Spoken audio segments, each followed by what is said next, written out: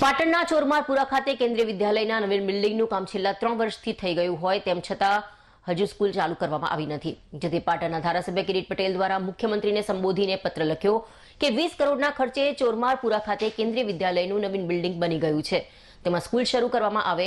હાલ વિદ્યાલયના બાળકો પાટણ કે ગર્લ્સ હાઈસ્કૂલમાં ભાડાના મકાનમાં અભ્યાસ કરે છે, જેથી નવીન બિલ્ડિંગ બંધ હાલતમાં છે અને જેના કારણે જર્જરિત બની રહ્યું છે। તો સત્વરે નવીન બિલ્ડિંગમાં સ્કૂલ શરૂ કરવામાં આવે તેવી ધારાસભ્ય દ્વારા સીએમને પત્ર લખી રજૂઆત કરવામાં આવી છે। સરસ્વતી તાલુકાના ચોરમારપુરા ગામે કરોડોના ખર્ચે કેન્દ્રીય વિદ્યાલય બનાવવામાં આવી છે અને બન્યાના 3 વર્ષ વીત્યા છતાં હજુ સુધી વિદ્યાલયને ચાલુ કરવામાં આવી નથી અને નવી બિલ્ડિંગ ધૂળ ખાતી બની રહી છે અને આધુનિક કેન્દ્રીય વિદ્યાલય આજે બંધ હાલતમાં જોવા મળી રહી છે। સાથે વારંવાર રજૂઆત કરવા છતાં આજ દિન સુધી આ વિદ્યાલય કાર્યરત ન થતા પાટણના ધારાસભ્ય કિરીટ પટેલે મુખ્યમંત્રીને પત્ર લખી રજૂઆત કરવામાં આવી। કેન્દ્રીય વિદ્યાલય બિલ્ડિંગ બન્યા છતાં બંધ હોવાથી આજે પણ કેન્દ્રીય વિદ્યાલયના વિદ્યાર્થીઓ પાટણમાં આવેલ કે ગર્લ્સ સ્કૂલના બીજા માળે અભ્યાસ કરવા મજબૂર બન્યા છે અને કેન્દ્રીય વિદ્યાલયમાં 1 થી 10ના કુલ 370 થી વધુ વિદ્યાર્થીઓ અભ્યાસ કરવા મજબૂર બન્યા છે। હાલ તો વાલીઓ તેમજ વિદ્યાર્થીઓની એક જ માંગ છે કે ઝડપથી નવીન બનેલ બિલ્ડિંગમાં અભ્યાસ અર્થે ત્યાં લઈ જવામાં આવે। છેલ્લા 2 વર્ષ કરતાં પણ વધુ સમયથી પાટણ ચોરમારપુરા ખાતે કેન્દ્રીય વિદ્યાલયનું નવું બિલ્ડિંગ નવું મકાન બનીને તૈયાર થઈ ગયું છે।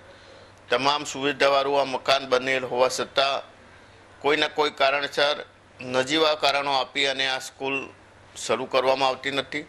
એના માટે જવાબદાર કોણ છે એ સમજાતું નથી। વારંવાર રજૂઆતો કરવામાં આવી। આ સ્કૂલ શરૂ ના થવાને લીધે હાલ કેન્દ્રીય વિદ્યાલય જે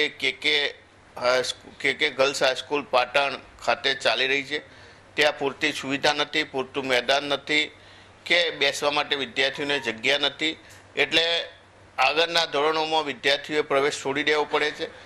એટલા માટે અમે મુખ્યમંત્રીને મળીને રજૂઆત કરી છે। જો આગામી સમયની અંદર તાત્કાલિક આ સ્કૂલ શરૂ કરવામાં નહીં આવે તો આ વિસ્તારના વાલીઓને સાથે રાખી અને જે પણ જરૂર પડે, કદાચ ભૂખ હડતાલ કરવાની જરૂર પડે તો પણ અમે કરવાના છે।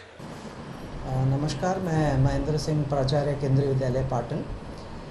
वर्तमान में केंद्रीय विद्यालय पाटन एक टेम्पररी बिल्डिंग में के गर्ल्स स्कूल पाटन के कैंपस में संचालित है और ये 10वीं कक्षा तक चलता है। फ़िलहाल 375 विद्यार्थी हमारे विद्यालय में अभ्यास कर रहे हैं। हमारे विद्यालय का जो परमानेंट बिल्डिंग है वो सरस्वती तालुका वहाँ पर बना हुआ है और कुछ कार्य लंबित है जिनके पूर्ण होने के बाद हमारी बिल्डिंग को हमारे जो यहाँ पे शिक्षण चल रहा है बच्चों के साथ हमें वहाँ पर स्थानांतरित कर दिया।